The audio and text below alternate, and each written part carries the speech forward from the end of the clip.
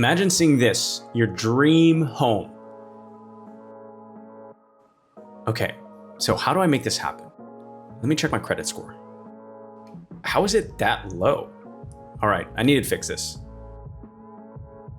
All right, so it's been 30 days. I'm thinking maybe a 740 or hope to goodness an 800.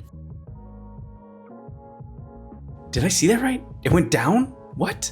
All right, so if this has happened to you, you're not crazy and you didn't mess up. It's just that most people who are trying to buy homes fix their credit the wrong way. So I'm gonna help you figure out if credit is really holding you back, and if credit is your constraint, how to fix it with a proven process. I know this because I reviewed over 2,000 credit reports by helping families get mortgages. And I use the same strategies myself, and here's my credit score.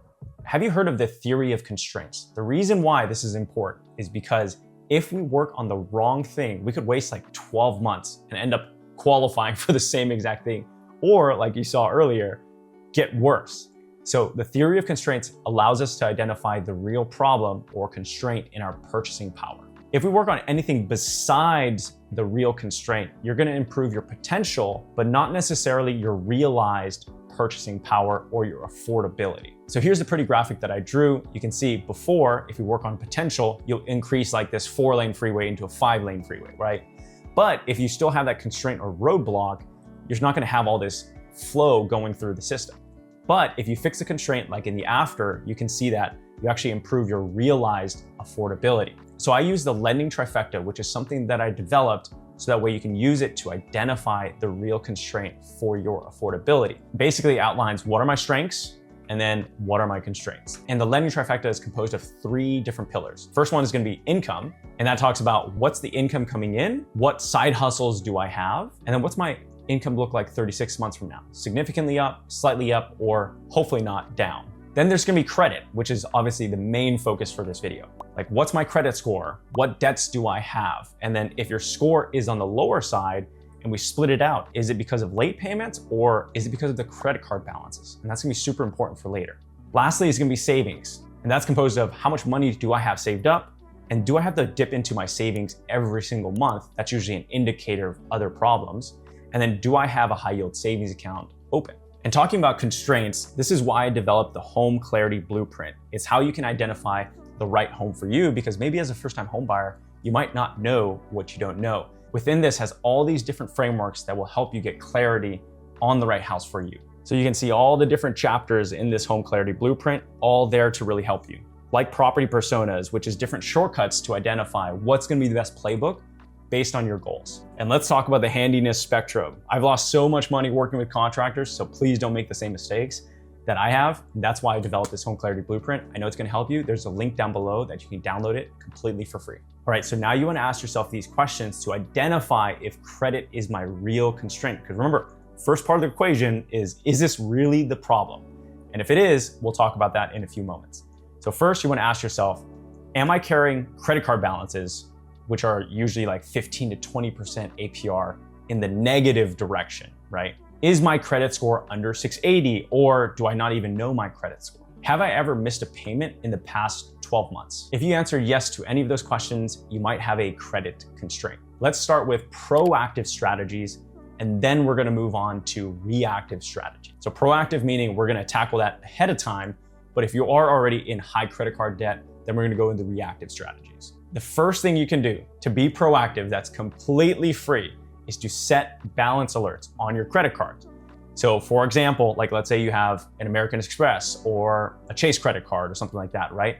And let's say you have a credit card limit of 5,000. And what you wanna do is analyze the past 12 months of credit card statements and find the average usage that you spend, and then do like 75% of that or 50% of that, right? If you set an alert at $1,000 and you get the alert at $1,000, you're already over budget, right? So you wanna set early alerts. So that's 50% of your average spend. So in this example, it would be $500, or 75% would be kind of like the latest one that I would do. So in this example, it would be about $750 a month. Now obviously scale it up based on how much you wanna spend. Now, if you wanna be super aggressive with your savings, you wanna move that alert from 75% and a little closer to 50% or earlier. And here's why this works psychologically, right? So there's a study done about weight loss, right? During the holidays, and between you and I eat way too much during the holidays, and usually gain a little bit of weight. And then New Year's, you work it out, right? So what they did was they had two groups of people. One is they just did the same thing, didn't weigh themselves at all. The other group just weighed themselves daily, but didn't change any of their activities on exercise or whatever, right? But they actually found that the group that weighed themselves daily actually lost weight because they were reminded every single day about their goals, right? So this alert is almost like that.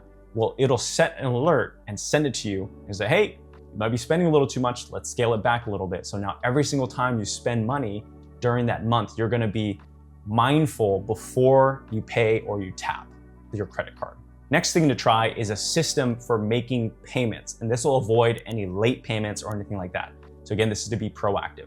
So again, if you missed stuff in the past, it's completely okay. No one's perfect, but this is what I would do to set us up for success in the future. So I would set auto payment to make sure like it gets auto paid, and a manual reoccurring task on your phone, whether your iPhone or Android or something like that, saying like pay Chase credit card or pay car, things like that.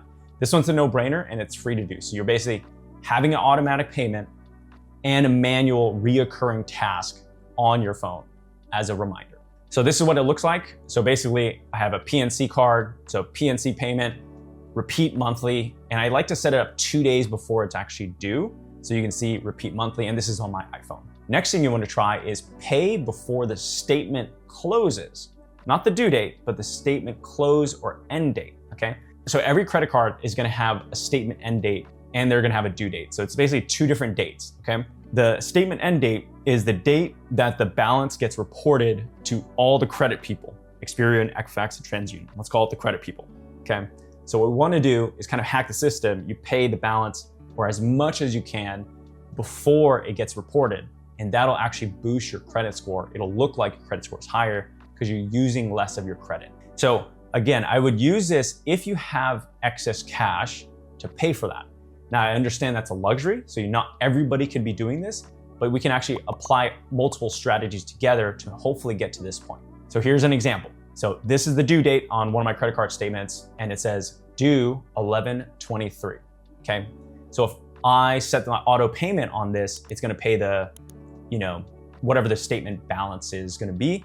And then what you'll see is like kind of later in the statement, you'll see open and closing date of 10/26/2025, okay?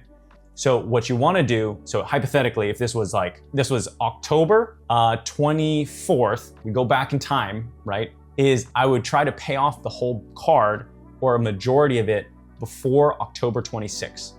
So by the time it reports on my credit in November, it's gonna show zero balance or a lot lower, okay? So that's the hack to show pretty much $0 on your credit card statement.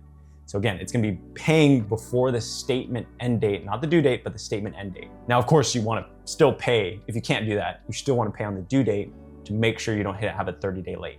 So again, if you wanna pay your credit card down or off by the 26th, in this example, to maximize your credit score, this is what you would do. So hypothetically, if you wanna start this now, then you would make your regular payment on the 23rd, because again, the payment due date is on the 23rd.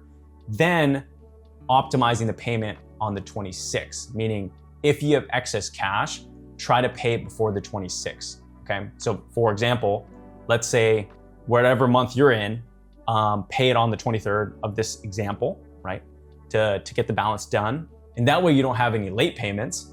And then within that same 30-day window, so about 20-ish days later, then you would try to pay off as much as you can to ensure that your credit card balances end up lower. The next thing I want to recommend to be proactive, which is again, free to do if you have somebody to do it with, is add yourself as an authorized user onto someone else's credit, okay? So this allows you to almost borrow someone else's credit and apply it to yours. And this is gonna be a strategy we build on later in a few moments. But here's the thing, obviously you have to find somebody that you trust. And the other thing is you wanna get added on to a credit card of some sort that has all on-time payments and as old as possible. So that's like the framework you wanna think about. On-time payments, as old as possible, and the highest limit possible, okay? You do not wanna get added on if you have perfect credit right now, few high credit card balances, and then you get added on to someone else's authorized user card, maybe a parent's or something, and they have a late payment. then that late payment is going to get added onto you, right? So you want to make sure that it's a clean credit card. That's the pro tip. Now let's talk about reactive strategies. So that means like, hey, I have a lot of credit card debt. What are some like tactics that I can grapple and tackle and get out of it to set ourselves up for success? So if you can get it, I would try a 0% interest credit card transfer, okay? Now, please be mindful that it does not mean that you're going to take your $5,000 of credit card debt, transfer it to another credit card of $5,000 at 0% interest, and then rack up another $5,000 of credit card. Now you have $10,000. That's not what we want to do. Only do this is my big warning, only do this if you're disciplined, where you can take that $5,000, move it to a credit card, stop spending any money on extra credit card debt, maybe on things that you might not need, right?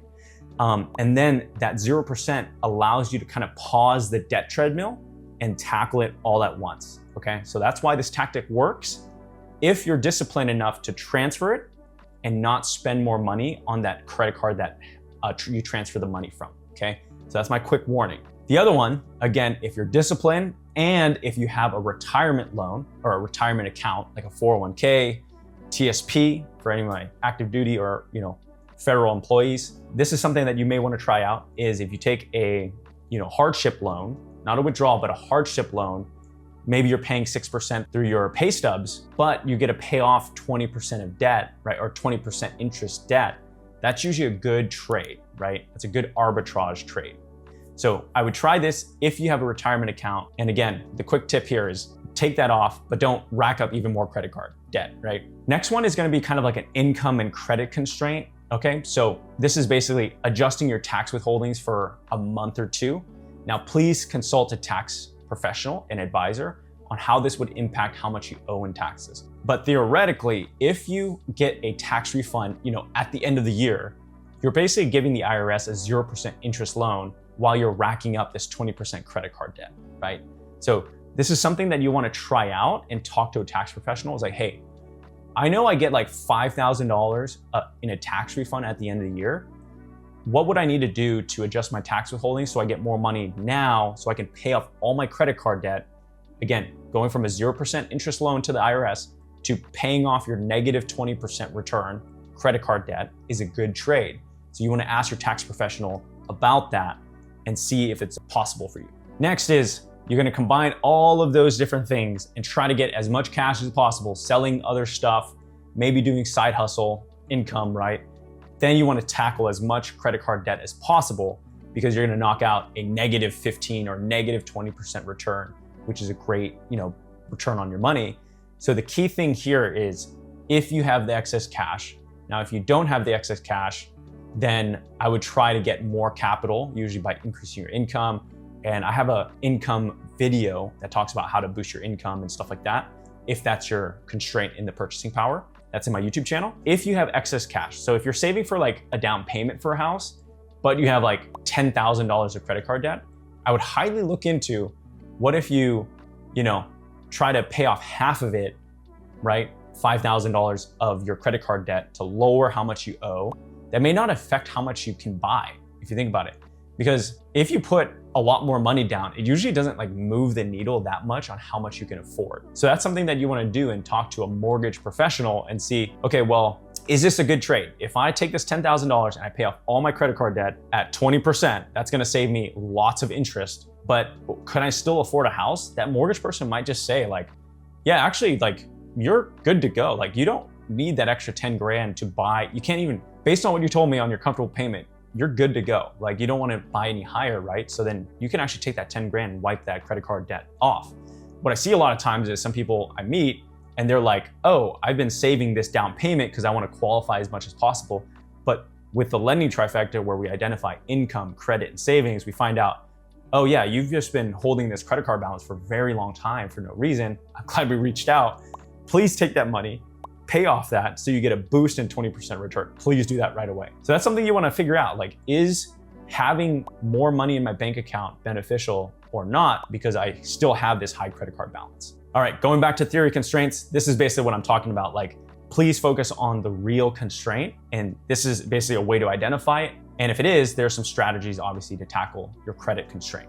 Last thing I want to mention is, like I said, please make sure this is your actual constraint. And if you messed up in the past, meaning you had a late payment, you had something in life happen, that's totally okay. Because what I think is more important is focusing on progress over perfection. So what we want to do is double down on progress, meaning are we paying down the credit card balances?